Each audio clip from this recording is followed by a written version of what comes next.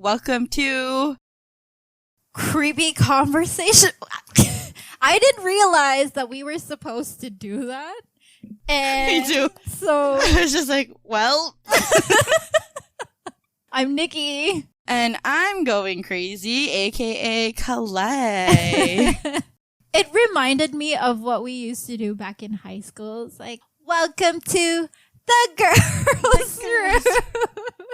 Dude, we might get like Nickelodeon. I Please know. don't sue us. No, right. I was not thinking. No, we totally got that from Amanda's show.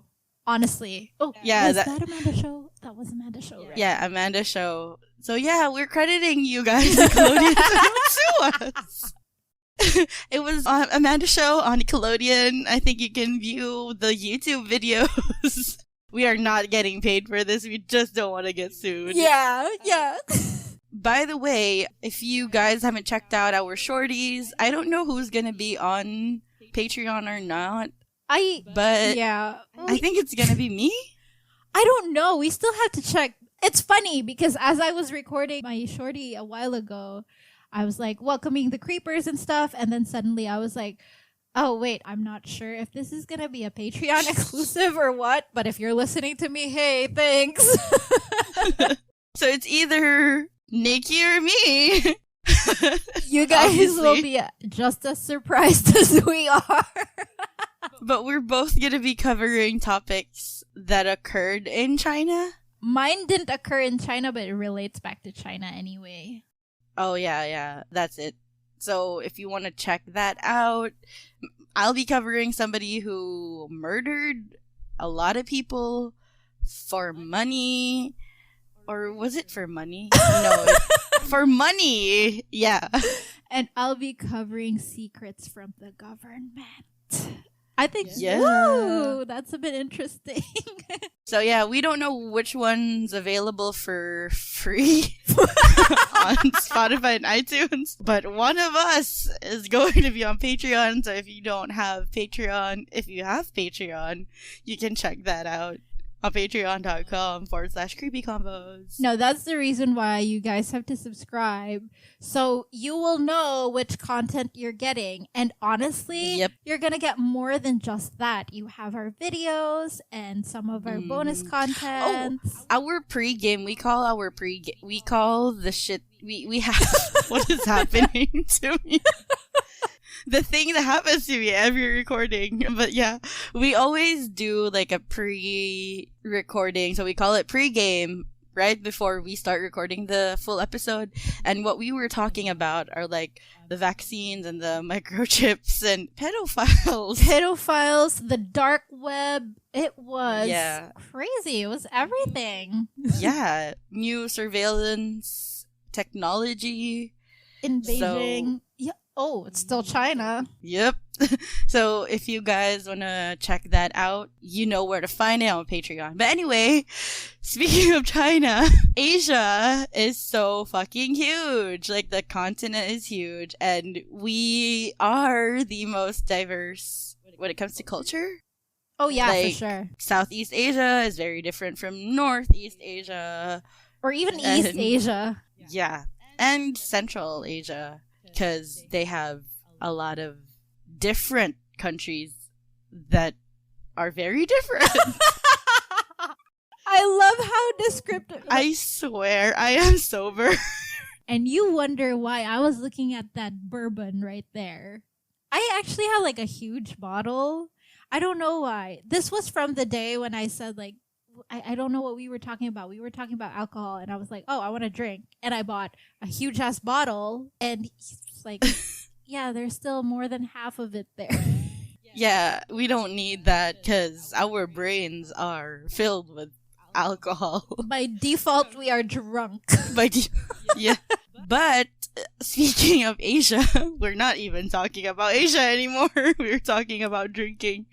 But yeah, Asians love to drink. And speaking of Asians, this week, let's travel to a country we've never covered before. Yay!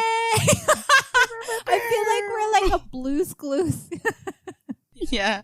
speaking of Central Asia, we're going to be going to Central Asia, a country part of the former Soviet Republic, and the case that I'll be covering happened while it was still in the Soviet Republic until it wasn't.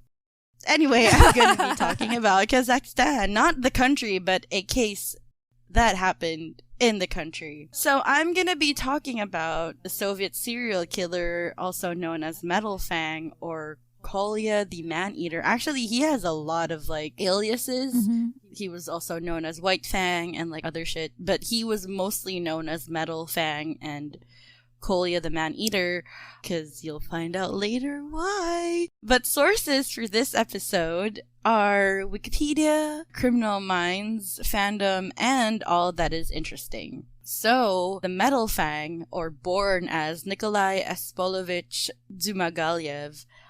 you were about to say something. No, I was just gonna commend you for actually saying the name right. Oh, because I looked it up. So proud. But yeah, so he was born the 15th of November, 1952, which makes him a Scorpio. Does it? It does.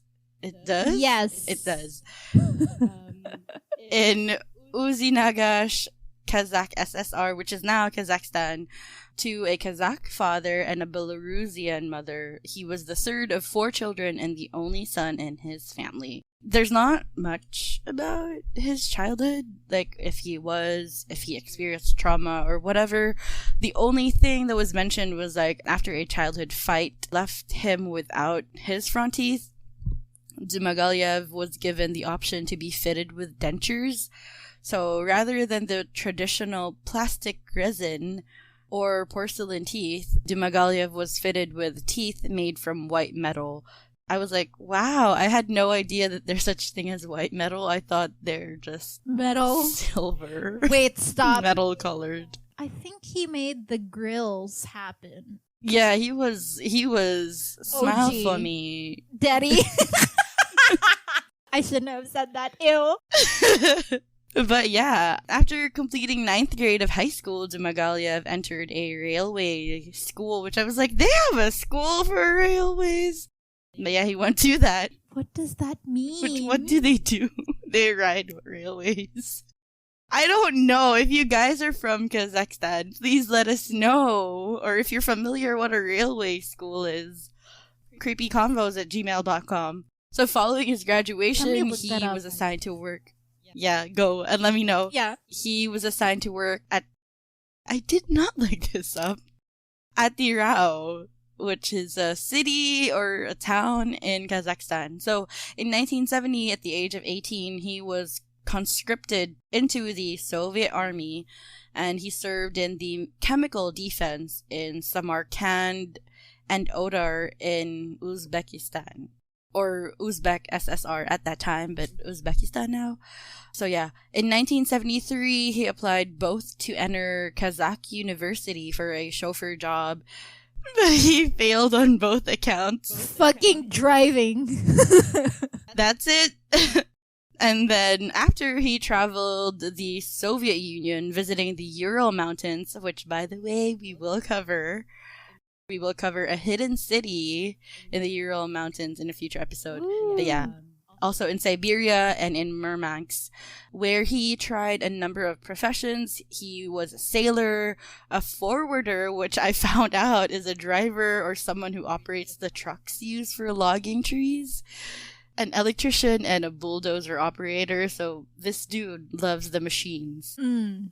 And though he was considered a second-rate man, quote-unquote, physically, because he was known for missing his front row teeth, even though he had metal dentures, he was valued for being always clean-shaven and well-dressed, and had little trouble picking up women, and he had a ton of casual sex. They really had to mention that?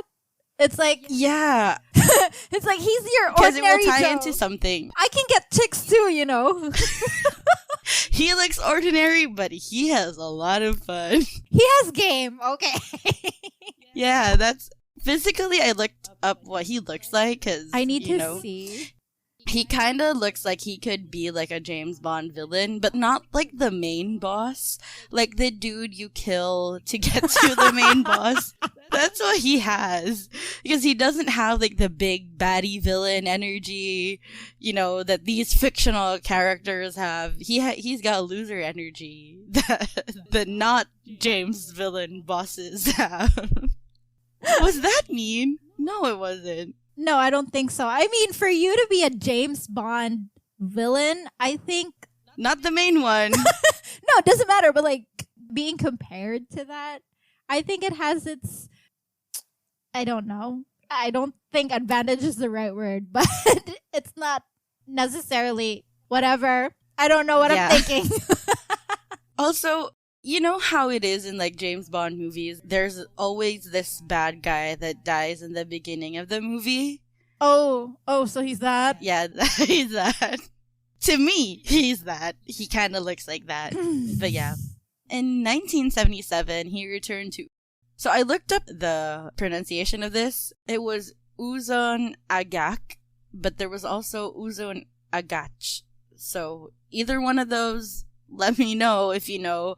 But yeah, that's where he took a job as a firefighter, and shortly after he was diagnosed with 2 sexual transmitted diseases, syphilis and trichomonas. Let me say that. Just say trichomoniasis. I swear to God, before we started like the call, I kept repeating this word to get it right, and here I am, still.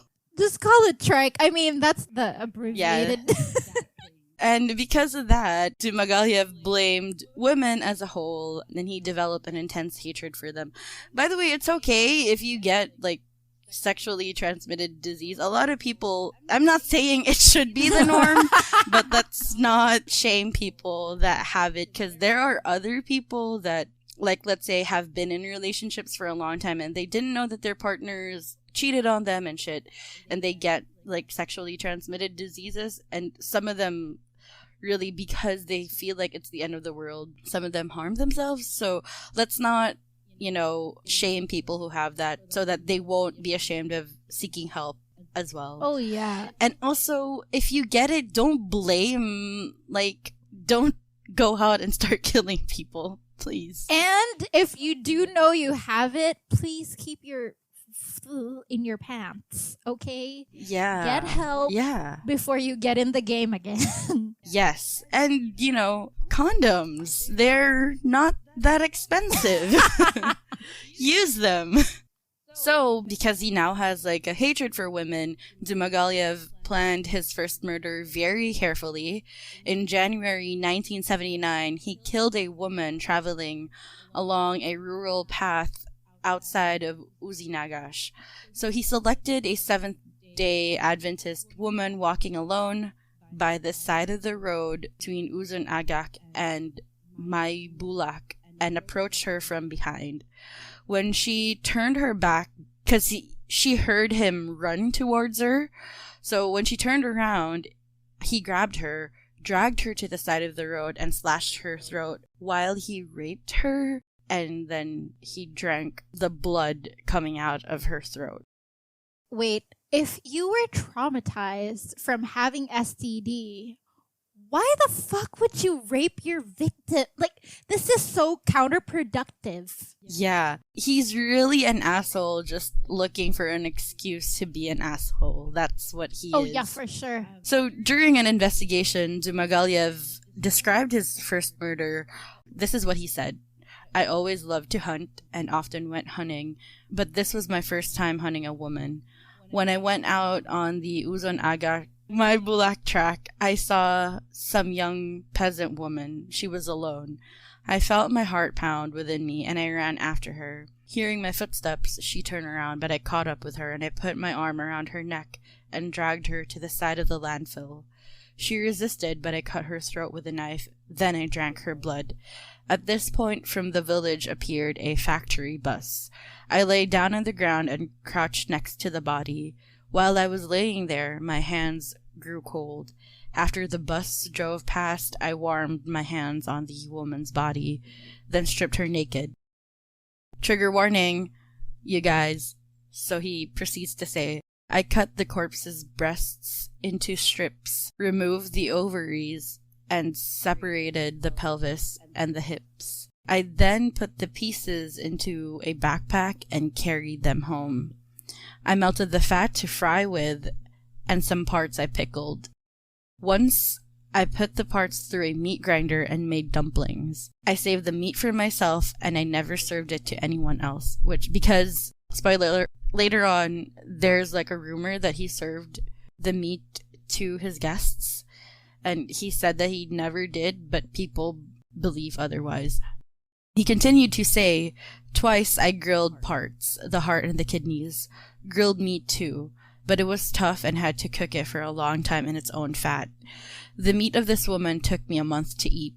The first time I ate human flesh, I had to force myself, then I got used to it. And that's it.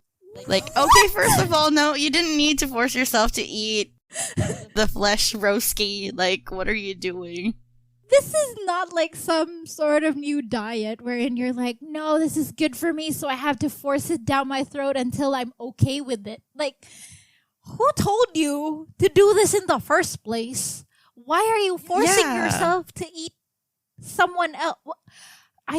Wow. No one's asking you. There's no gun to your head. You know, you didn't need to force yourself. Wait, what triggered him to do this in the first place? Like, why her? He just found her walking alone. That's it. That's it. This is how fucked up it is. Because he just had it in him that he wanted to murder someone because he caught STDs. Quote unquote, that's his reason. Yeah.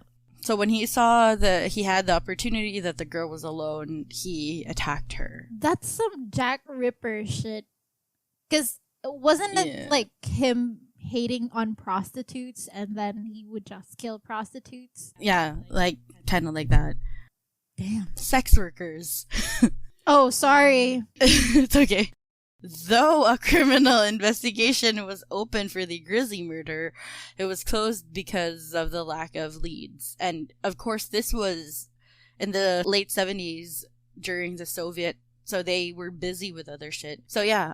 Dzhumagaliev murdered 5 more women over the following 6 months, but on August 21, he shot a firefighter colleague during a drunken fight. Unaware of the serial killings, the police arrested Dzhumagaliev for manslaughter. He was already killing women, but that didn't stop him from, like, shooting a fucking colleague for being drunk. You can tell that there's something wrong with this person.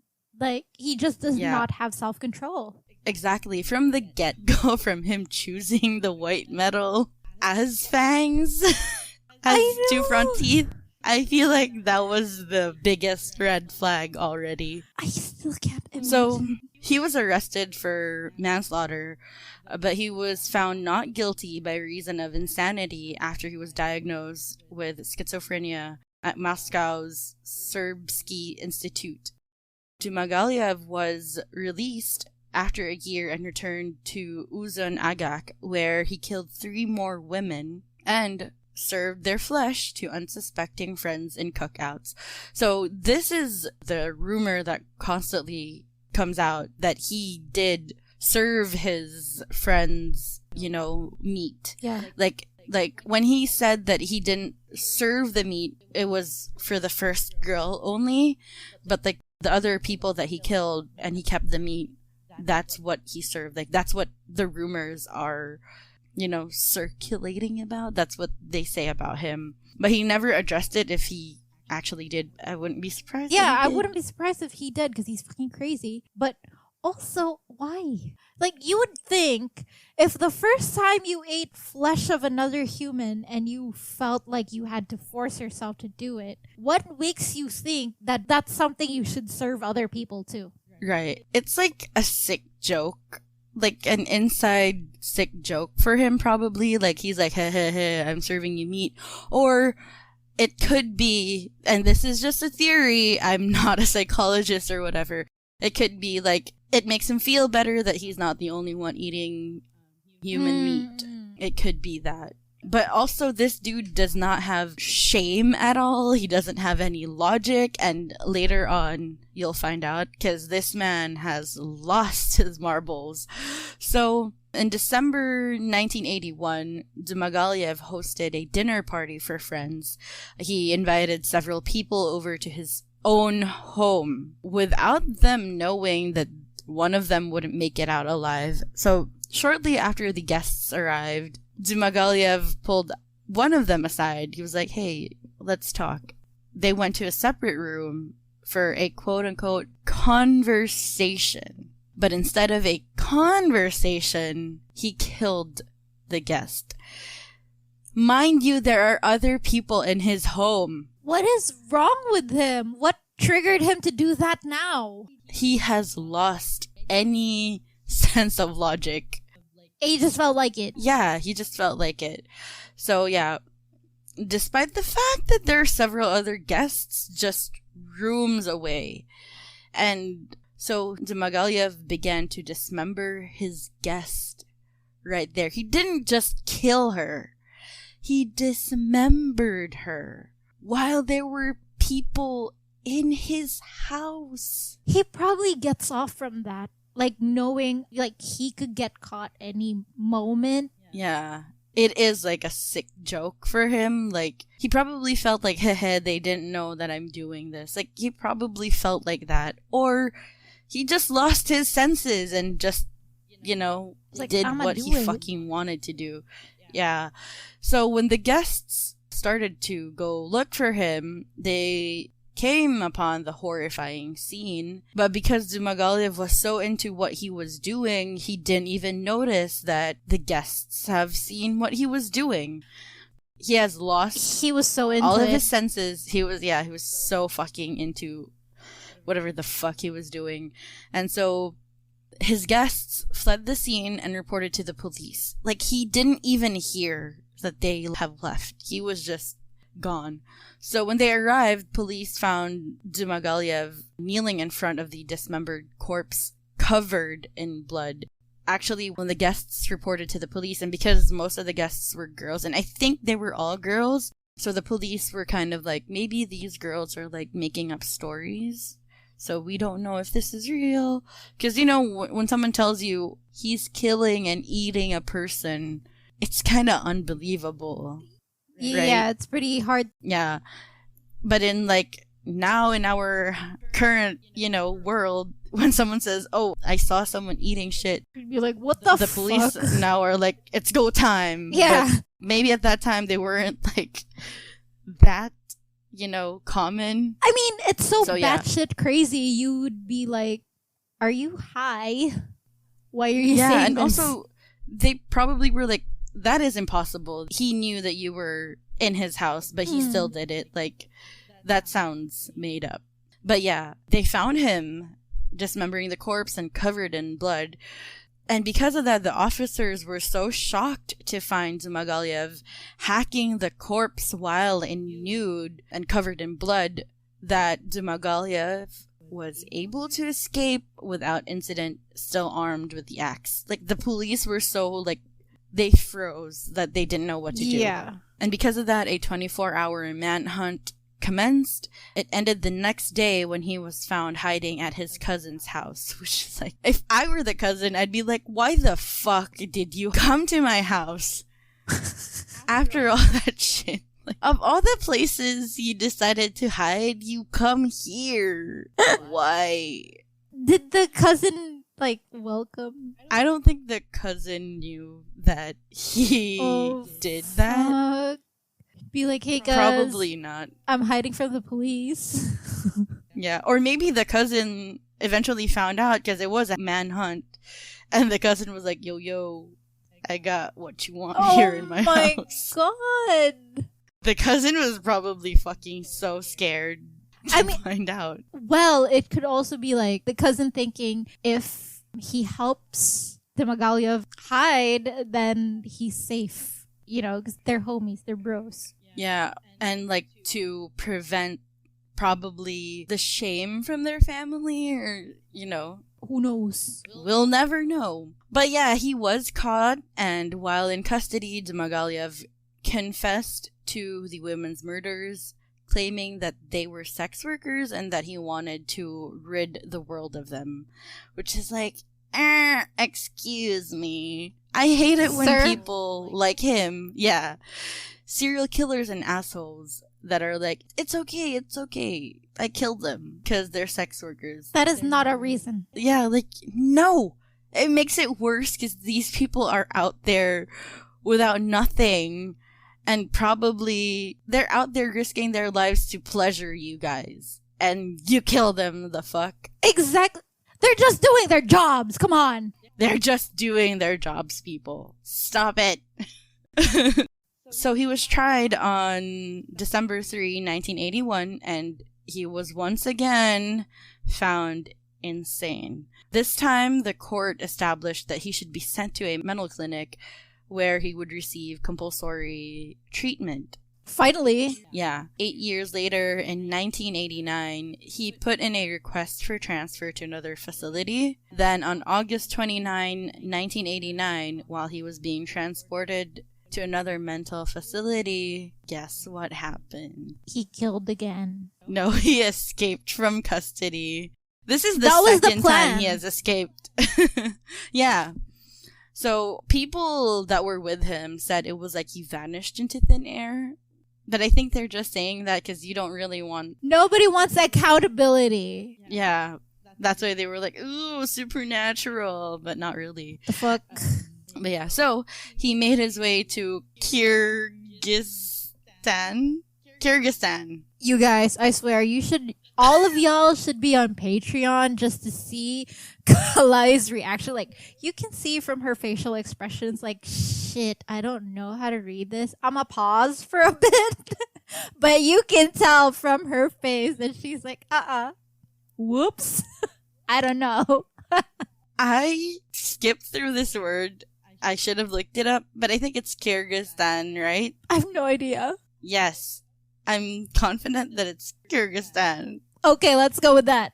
Yes, where he hid in the mountains and traded wild medicinal plants for food. As he felt the authorities closing in, he contacted a friend and convinced his friend to send a letter to Dzhumagaliev's family, and he wanted his friend to pretend that the letter came from Moscow. So his friend put a postcard from Moscow in order to make the authorities believe that Dzhumagaliev was still in the capital. In the letter, it finished with Dzhumagaliev's assurance that he would not return home because there were many women in Moscow and nobody would miss them. What a fucking asshole this dude is. Wow! He still had the guts to taunt people by saying that. You are not in the position to say, hey, you guys are overpopulated with women and no one gives a shit if most of them die. Like, the fuck? Yeah, he is something else, this dude. This is next all level. All he has is audacity. Misogyny. That's what he has. Overflowing with it. He does not have anything but audacity. That's what he is. But yeah, so this information was picked up by the newspaper Courant, which also reported that Dzhumagaliev had been seen in the city in Moscow and its surrounding region. So the authorities refuted this information publicly in order to avoid panic, and they said that we're sure that he's not there. We're sure he is still in the area where we were last searching him, or somewhere near there, but not in the capital. So in April 1991, Dzhumagaliev got tired of being on the run. Wow. Like I said, the audacity of this man. He got tired. He got tired of running. Turn yourself in. Or maybe kill yourself. I'm just kidding. Turn yourself in. No, that's wrong. But he's an asshole. Only he's the one who deserves to do that. But yeah, so he devised a plan to kill himself. Sorry, what? To get himself. What did I say? I'm sorry. Are you okay? That is not right. No one is killing themselves, you guys. Don't do that. No one. That's a bad thing. Wrong. To get himself arrested. I don't know why my brain did that. and why my mouth said that. The people or the robots that are transcribing this conversation are like, what the hell is this? Please, guys, don't leave. I'm back. So he devised a plan to get himself arrested, not killed. That's not okay. No. Wrong. For a minor crime and to be sent to jail under a false identity. So he stole a sheep and Fergana in Uzbekistan with the aim of being imprisoned in the Uzbekistan capital, Tashkent. So they have really beautiful names. You know, it's hard, but it's so beautiful. I don't know what they mean, but it's so beautiful. I'm confused if that's like sarcastic or you really find it No, beautiful. I swear. Like, because it's not common. So it sounds nice, and it looks nice too. Anyway, so after his arrest, I'm not kissing ass for saying some of You're so the defensive. city is wrong. Yeah, I'm over-explaining. Back to Dzhumagaliev. But yeah, after his arrest, he confessed to the theft and claimed to be a Chinese citizen, because, you know, they're just neighbors with China. However, he could not explain how he had entered the Soviet Union. So He did not think that through. yeah, he is stupid and has the audacity. So he's like, check everything. Does not pick a struggle. So yeah, the Fergana police got suspicious and requested help from Moscow. As a result, Moscow detective Yuri Dubyagin traveled to Fergana and immediately recognized Dzhumagaliev. Dzhumagaliev was again sent to a mental hospital, and after the fall of the USSR, the hospital declared him sane. Like, finally, the hospital was like, you know what? He was lying the entire time. He needs to be in prison. Yeah.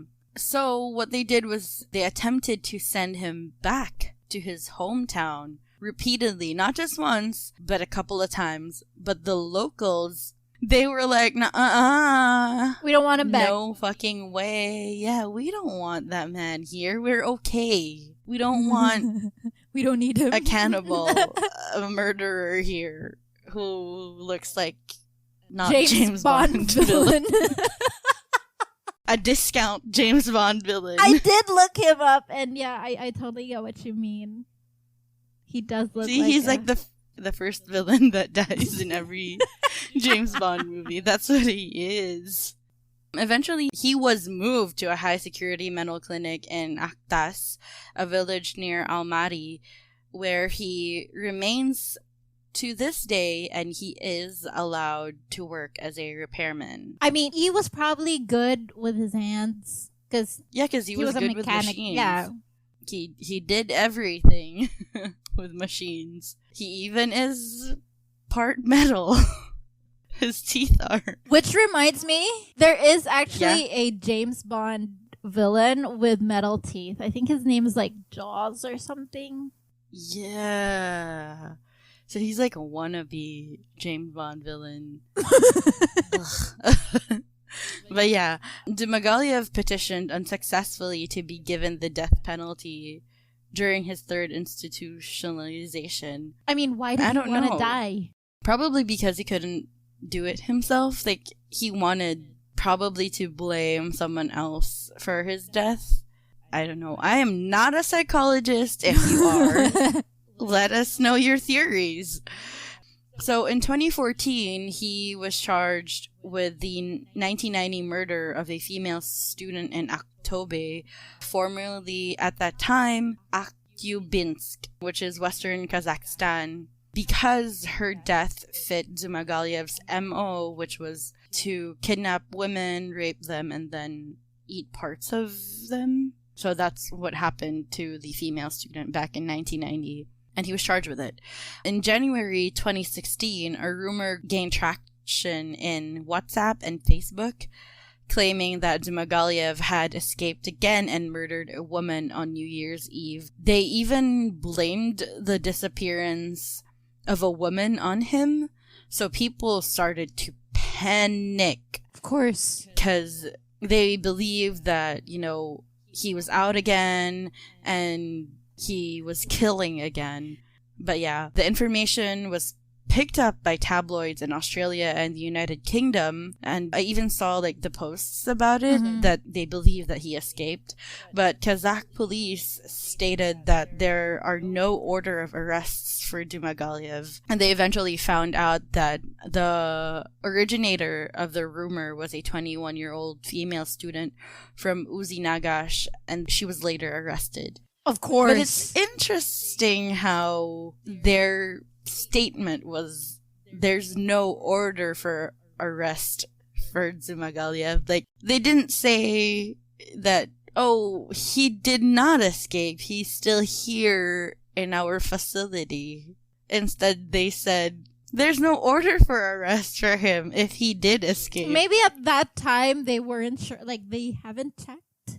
So the safest thing, because like, what if it was true and at that time they didn't check, and then they'd be like, oh no, he's still inside, and then when they do see that he's not, they're fucked. So I guess like the safest thing to say is that. Yeah, to just skirt around the information, like, there's no order of arrest out for him. It's like we weren't asked to look for him, so he's probably still in there, low-key. Yeah. He's probably there. So that's why there's no order of arrest out for him. What's scary about stuff like this is they usually turn into urban legends, and then you don't know if it's true or not anymore because it's like based on facts. And the fact that he is still alive is even scarier. Like at that time. That's true. And also the fact that he can still work as a repairman. Yeah, how do they... He can run anytime, right? Yeah, why are you out? You know, who is watching over you? Why are you allowed to be out? I'm confused. How does your law work? I don't get it. But yeah, he was blamed for the disappearance of 22-year-old Saida Akshanova, who at that time in 2016 disappeared during New Year's Eve and wasn't still found during the time the police addressed the rumors. Oh, damn. So yeah, we don't know. Maybe while he was repairing shit, he was able to like something. I mean, no, I think it's possible because like even before when he had friends over, he killed someone while they were there. He fucking does not care. Exactly. He should be in jail, like hard jail, solitary. It's like Hannibal Lecter kind. Yeah, he is kind of Hannibal Lecter because he does eat, people. So yeah, it's crazy. And that is, by the way, that's the story of Nikolai Dzhumagaliev, or the Metal Fang of Kazakhstan. It's crazy. I was like, what the hell? I think among all of the criminals that we have covered, he is by far batshit craziest. Because he doesn't even have a reason to, like, oh, I just felt like it, so I'm gonna kill you and eat you. Right. If your excuse was you got, quote unquote, sexually transmitted disease, you would not want to eat someone. I know. You don't even want to touch people, probably. Eating someone gives you diseases. Where is your logic? And he rapes them too. So it's like, what do you really want? So what do you really want? Insert the Notebook meme. What do you want? That is so right. But also, I find it funny how people were questioning the police. Because, you know how trustworthy the police are. People were like, yeah. No, because they also had a history of him escaping the mental institution. So... Yeah, and the first one, too, when they were at his house, they were so shocked at his nakedness and him being covered in blood. Like, how in the fuck did he escape when he was, like, right in front of you? Explain that to me, please. He was naked. Yes, he had an axe, but you guys have guns. What? I'm also confused. I feel like if this happened in, say, the Philippines, we would not even be shocked by people's nakedness and being covered in blood. 'Cause we're so used to gore. Right. And also the police here will not hesitate to use their guns. They're just like waiting. And I'm pretty sure it's not just in the Philippines. Oh yeah. In other parts of the world too, specifically America. But no, where? I'm just kidding. Not kidding, but you know. I mean, where is he now? Allegedly. He's still allegedly in the mental institution. But, you know, I've read, like, news reports that are like, to this day, we don't know where he is. But if I were to trust the police in Kazakhstan, he still is. He might be in, you know, in the mental institution. Okay, it's scary when they say that they still don't know where he is. Because it's not just your regular murderer, you know. Yeah, he's a very violent murderer. But I think he still is in a mental institution because his MO is very specific that I feel like if he did get away, and also he's like, he does not have any sense anymore of like logic. And the way he killed people, he was like, he wasn't even hiding their bodies, you know? Yeah, he just like, whatever. Yeah, I don't think he would be the type to hide his victims also if he did escape. Yeah. So, yeah, if he did escape, there would be bodies. Like, people would learn, like, find victims that have the same MO. Yeah. Makes sense. Yeah. So, hey, maybe the police did their job right. Yeah, let's trust that they maybe did their job. I mean, like, hey, not all police, policemen, policewomen. What is the gender neutral? Police peeps. Police. Let's just call them that. Officers! There you go! What the fuck? Yes. Now I forgot my point. I got so distracted trying to figure out the gender neutral term for it. Right. Not all police officers are bad. Period. So they probably did their job right. They probably, but the fact that we're questioning them, woo! But yeah, actually, like, I trust that he still is there, you know? I mean, yeah, if he were out, then, like you said, which I totally agree, there'd probably be more victims out there that was killed in the same MO. But in case he is out, check out our Instagram. We will be posting his pictures that study his face. Also, his face, I feel like, is a very common... Yes! Eastern Russian man. Like... Yes. Not Russian, but like Northern Central Asian man. It's the Eurasian look. He has this very Eurasian look. Yeah, that is so true. That if you were in that country, you probably wouldn't notice that it's him. Because his face isn't very specific. His face is generic. That is so true. I wanted actually to see a picture of him smiling or like showing his teeth because I want to know what like metal teeth look like. Yeah. But he doesn't have any, or like the mugshots that I see are just him with closed mouth. So he looks pretty fucking regular. That's so true. I'm interested to know if there are like other countries that have like a similar, even just for like an urban legend. I'd like to know from our creepers if they have like something similar to this. Because that would be pretty fucking interesting. You guys can submit that to our website at creepyconversations.com. We'd love to cover it or like mention it in our shorties or whatever. Yeah. And we also prioritize the posts on creepyconversations.com on our website. So if you have other stories that you want us to cover or personal experiences or anything that you want to add to this episode, or maybe not just this episode, maybe you have a personal story that you want to share with us that you want us to read out loud as a shorty, we will do that. And yeah, submit it to creepyconversations.com. And please, if you actually enjoyed what you were listening to Please don't forget to support us by becoming a patron on patreon.com/creepyconvos. This will also help us pay our editor. She's still a student, guys. she needs to go to school. She needs to pay school fees. Yeah. If you're not doing it for us, do it for her. Help us pay her.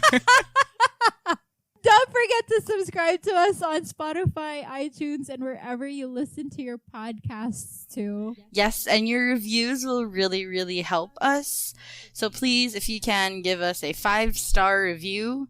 If you don't want to give a 5-star review, the government will make you do it. And thanks for creeping, you fucking creeper. And remember, Dzhumagaliev could be watching you. Oh shit. Bye. Bye.